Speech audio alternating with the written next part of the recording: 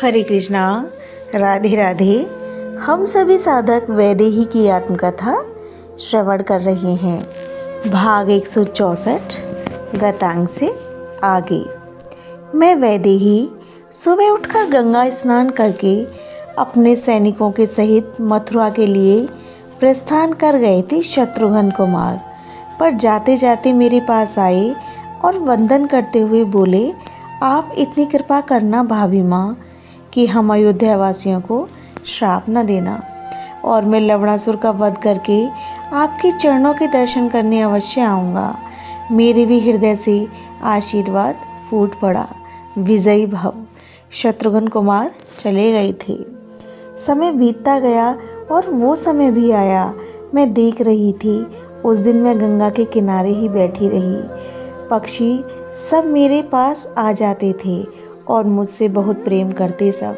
हिरणों का झुंड तो मेरे समीप ही रहता, तोता कोयल। मुझे चित्रकूट की याद आती। वहाँ भी कितने पक्षी पशु हमें प्रेम करते थे, पर यहाँ मेरे श्री राम नहीं है मेरे साथ। ओह, असहाय पीड़ा का अनुभव करने लगी थी मैं एकाएक, और जैसे तैसे अपनी कुटिया में आई और गिर पड़ी अपने आसन में। वन देवी दो तपस्विनी आई। मुझे जलपाल कराने पर मेरी स्थिति देखकर वह भी दौड़ी। वन देवी को प्रसव की पीड़ा हो रही है। उन्होंने सबको सूचना दी।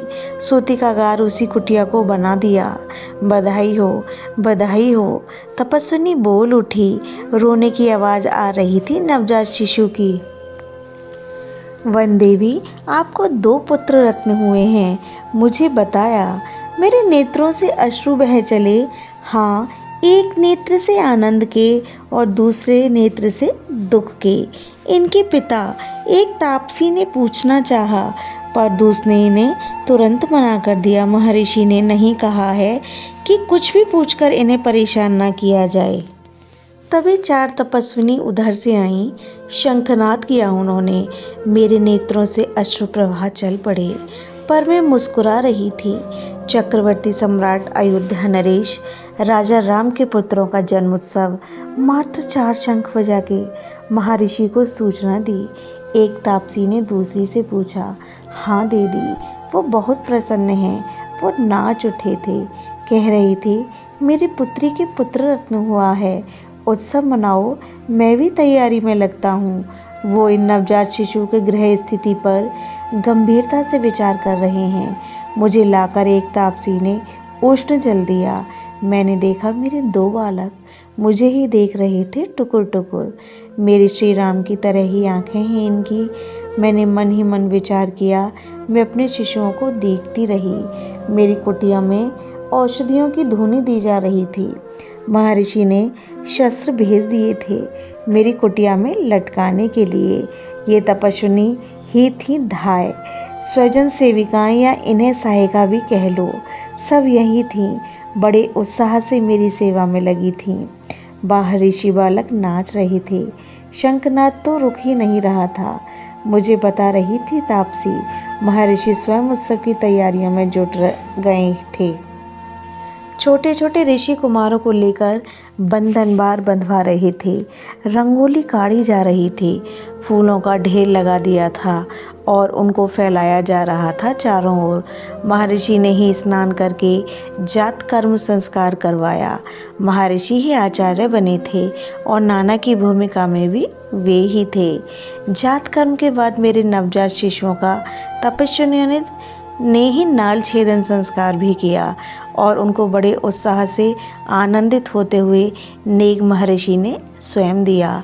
मेरी पुत्री के पुत्र हुए हैं, ये मेरे लिए आनंद का विषय है। वो बहुत प्रसन्न थे।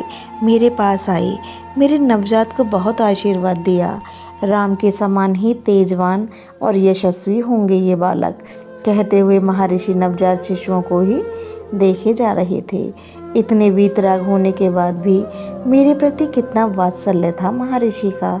मेरे नवजात को आशीर्वाद देते हुए जाने लगे तो शंख मंगवाकर शंखनाद किया। कोई आया है महर्षि, एक तपस्विनी ने आकर कहा। कौन आया है? महर्षि ने पूछा। वही अयोध्या के राजा श्री राम के अनुज मैं चौंक गई। शत्रुघ्न कुमार आए हैं, पर वो अब इन बालकों को नहीं देख सकते क्योंकि बालकों का जात कर्म संस्कार हो चुका है। इतना कहकर महर्षि बाहर चले गए। मैं सुन रही थी। महर्षि ने शत्रुघ्न कुमार से उनकी कुशल क्षेम पूछी। शत्रुघ्न कुमार बता रहे थे, भाभी माँ के आशीर्वाद से लवणासुर मारा गया, इसलिए मैं केवल भाभी माँ के दर्शन करने आया हूँ। पर कुमार शत्रुघ्न, तुम विलंब से आए, अब तुम्हें जात सूतक लग गया है। महर्षि कह रहे थे, क्या? शत्रुघ्न कुमार चौंके। तुम्हारे अग्रज के पुत्र हुए हैं और तुम कुमार शत्रुघ्न चाचा बन गए हो। आनंद से उछल पड़े थे शत्रुघ्न कुमार, पर मन महसूस कर रह गए, मैं देख नहीं पाऊंगा अभी। नहीं कुमार, शास्त्र अब जात कर्म के बाद आज्ञा नहीं देता आपको। नाल छेदन से पहले तुम देख सकते थे, पर अब नहीं। मैं दान करूंगा। आपके आश्रम में कितने ब्रह्मचारी हैं? शत्रुघ्न कुमार ने पूछा। पर अब आपको सूतक लग गया है, आप दान भी नहीं कर सकते। शत्रुघ्न कुछ नहीं बोले। महर्षि ने हाथ जोड़े कुमार के। आप क्या कर रहे हैं ये महर्षि? नहीं कुमार, आप हमारे अतिथि हो, पर आज मैं आपका सत्कार नहीं कर पाऊंगा और मैं व्यस्त भी हूँ। आज मेरी पुत्री के पुत्र हुआ है, 2 पुत्र। कुमार शत्रुघ्न सिर झुकाकर सुनते रहे और महर्षि वहां से चले गए थे। उन्हें तैयारी करनी थी उत्सव की। पुत्री के पिता को सूतक नहीं लगता, यही सबको कह रहे थे। दही दूर्वा हरिद्रस सब लाओ, आज आनंद मनाएंगे। मुझे सब तापसी कह रही थी कि प्रकृति आज कितनी प्रसन्न है। चारों ओर शगुन ही दिखाई दे रहा है। कमल खिल उठे हैं सरोवर में और उनमें भौरे गुंजार कर रहे हैं। यज्ञ वेदी में अग्नि जलाने के लिए प्रयास नहीं करना पड़ रहा, स्वयं ही अग्नि प्रज्वलित हो रही है। अंतःकरण सबका शुद्ध और पवित्र हो गया है। ब्राह्मण बालक वेद मंत्रों का उच्चारण कर रहे हैं। गौएं प्रसन्नता से उछल रही हैं और अपने बछड़ों को देखते ही उनके थन से दुग्ध की धार बह चली है। वनदेवी, अयोध्या से आए कुमार कह रहे थे कि ऐसे लक्षण तो जब दिखाई दिए थे अयोध्या की प्रकृति में, जब राजा राम का सीता देवी से विवाह हुआ था। बिल्कुल ऐसे ही शुभ लक्षण प्रकट थे। पर वो कह रहे थे कि अब अयोध्या में अपशगुन के सिवाय और कुछ नहीं होता। एक तापसी ने आकर कहा। दूसरी ने तुरंत पूछा, क्यों? अब हो क्या गया अयोध्या में? तुम्हें पता नहीं, राजा राम ने अपनी धर्मपत्नी सीता का त्याग कर दिया। मुझे तो महानिष्ठुर लगते हैं राम। वो परम पवित्र सीता राजा राम ने ठीक नहीं किया, पाप किया है राम ने। दूसरी बोली। नहीं, मैं जोर से चिल्ला उठी, मत बोलो राजा राम को कुछ भी। वो प्रजा वत्सल हैं। ऐसा राजा कहाँ मिलेगा जो प्रजा की बातों को इतना गंभीरता से लेता है। अब रहने दो वन देवी, राजा राम का हम अब नाम भी नहीं सुनना चाहती।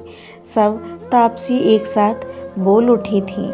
मेरे नेत्रों से अश्रु बह रहे थे। मैं उन सब से झगड़ती रही अपने श्री राम के लिए, पर बाहर से बधाई हो यही आवाज़ आ रही थी। यह प्रसंग अब यहीं विश्राम लेता है। हरे कृष्णा, राधे राधे।